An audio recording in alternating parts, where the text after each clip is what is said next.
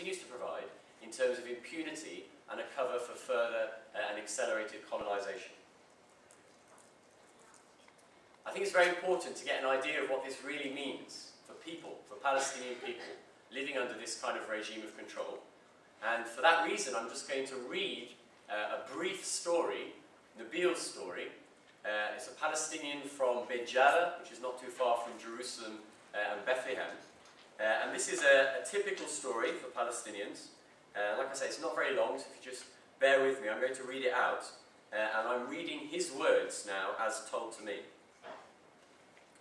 In 1972, the Israeli soldiers came to my family's home at the top of Beit Jala and offered to buy the land from my father.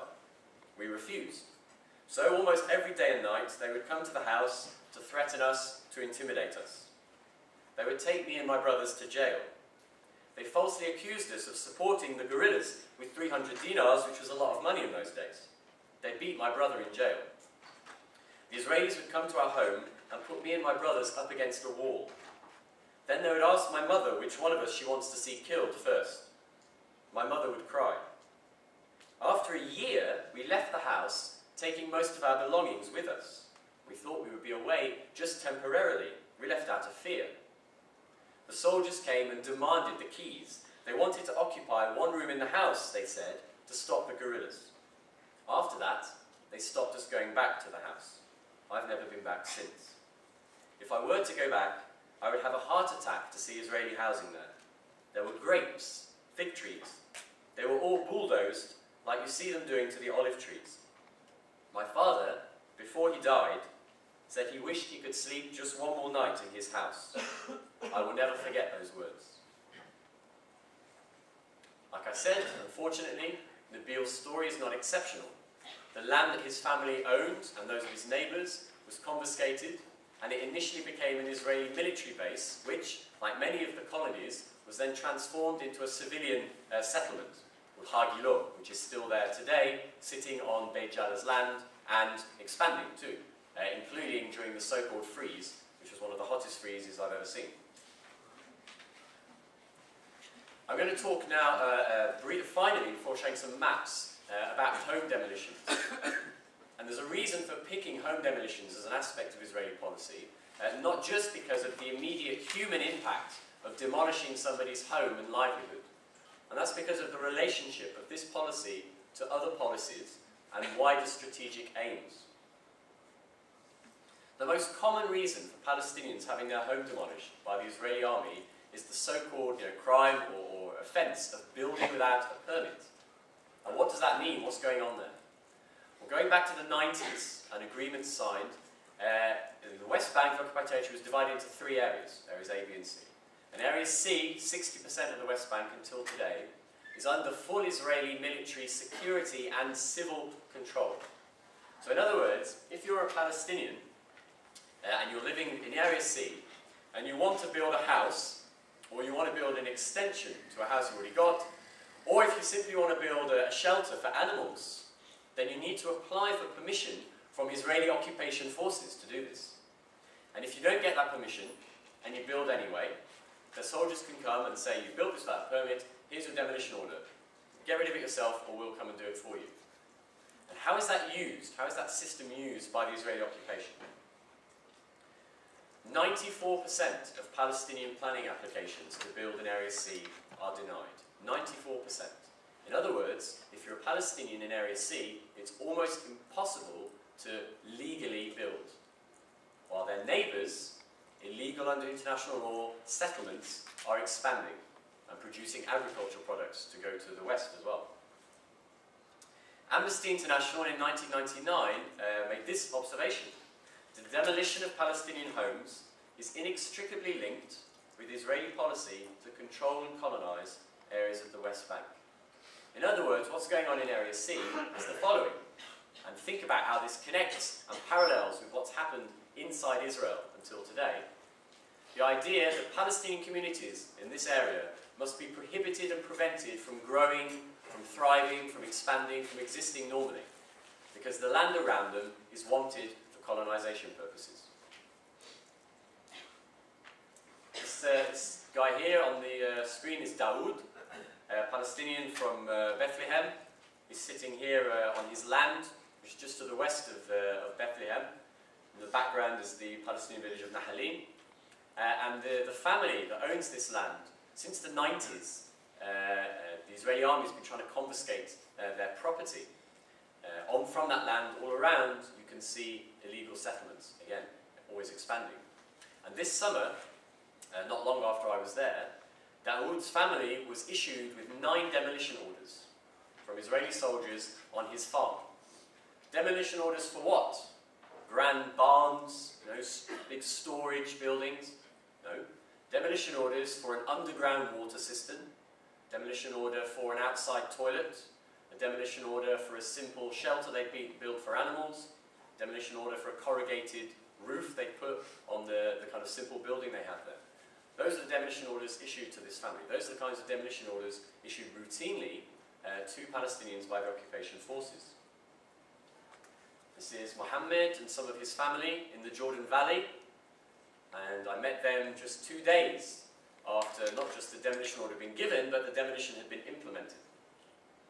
And that is the simple structure that they've been using for farming, demolished by Israeli soldiers.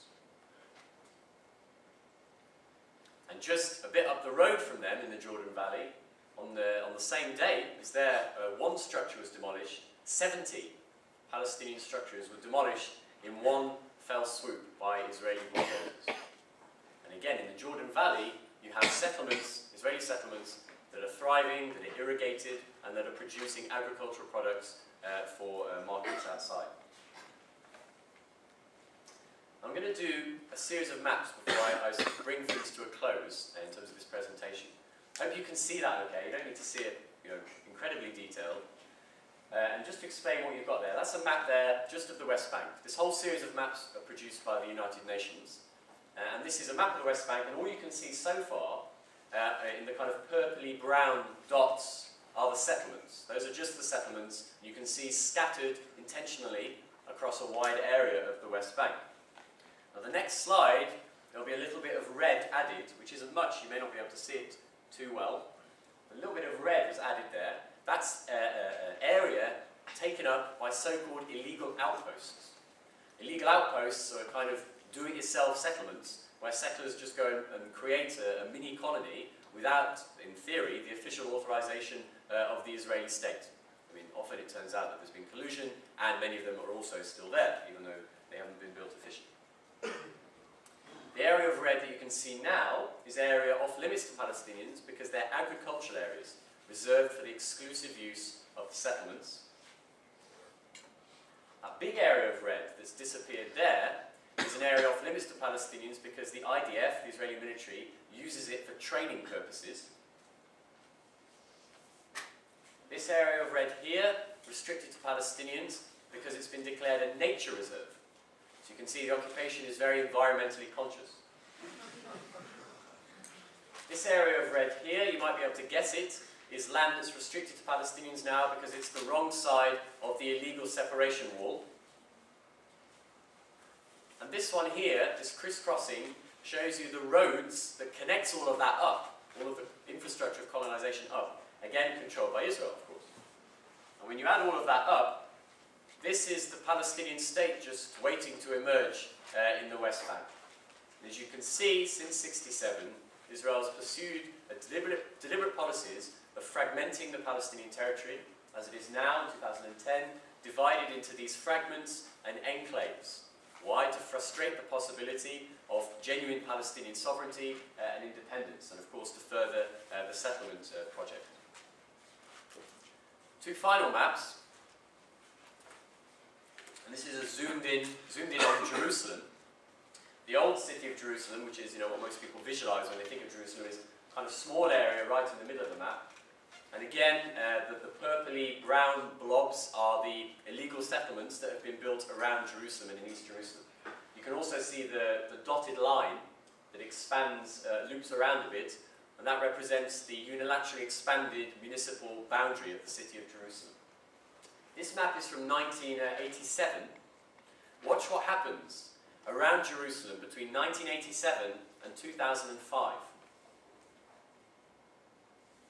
That's what happens to the colonies, the illegal colonies around Jerusalem between 87 and 2005.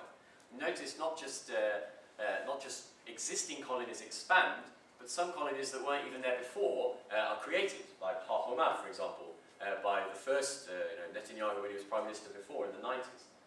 You can see around Jerusalem, around East Jerusalem, again, a deliberate attempt to create what's called the Jerusalem envelope. This idea that if you have the discursive rhetoric of Jerusalem being the eternally united, undivided capital of the Jewish people, but you've got to make that from the Israeli government's point of view a fact on the ground. And that's how you do it. You colonize the area around East Jerusalem, separating it from the West Bank. So I'm just going to offer some concluding thoughts here before we're going to have this time of questions as well, by way of trying to just draw some of these things together. I referred to this claim a couple of times in my presentation. Israel is the only democracy in the Middle East. Now obviously one would expect the Israeli government to say this, and one would expect Zionist lobby groups to say the same thing, but also this is actually an idea that's really seeped quite profoundly into the Western political elites, cultural elites, etc. This idea that Israel is, quote, the only democracy in the Middle East. And what we can see just from a snapshot, just from a selection of Israeli policies towards the Palestinians, is that their purpose is to make sure that one group stays dominant over another group. And if we go back to that definition of apartheid that we looked at right at the beginning, that is exactly what it is. A regime of control designed to make sure that one group stays dominant at the expense of another group. I'm just going to mention one more illustration before I close. Adalah is an organization inside Israel made up of Jewish Israelis and Palestinian citizens as well. Well, without going into details what they do, in 2007, one of the projects they realized was the so-called Democratic Constitution. Now that was a document produced along with a number of other civil society groups inside Israel at the time from the Palestinian sector, that really tried to outline what was going on in terms of the current reality for them and what they think where the state should be going. Another document was called the Future Vision document as well. Anyway, Adalah's Democratic Constitution proposed, and one might expect uncontroversially, that the state of Israel should be based on international principles of human and civic rights, equality and citizenship. What was the reaction to Adalah's Democratic Constitution inside Israel? Well, of course, many people ignored it or didn't hear about it. But other people railed against Adalah and decried them as traitors and said they were a fifth column inside Israel. And they described the Democratic Constitution as a strategic threat to the state of Israel. Of course, you then have to reflect and ask yourself a question: what kind of entity is threatened by a democratic constitution? And when Adalah reflected on the response that they received to the democratic constitution, they made the following observation. Such reactions, such vitriol and anger, were characteristic of colonial regimes which viewed any challenge to their constitutional structure based on repression as a strategic threat. And my concluding thought for now for the presentation, but it would also be my concluding thought when we go from here too, is that these kinds of values, right, human and civic rights, equality and citizenship, those are the best foundation for a lasting peace for Jewish Israelis and for Palestinians, not a structure of domination and exclusion. Thanks very much.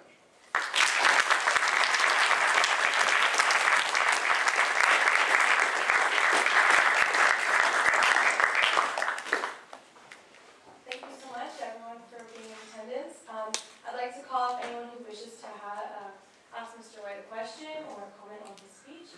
However, I do ask that once you do ask your question or leave your comment, to please go back and have a seat so that he can answer your question. Thank you.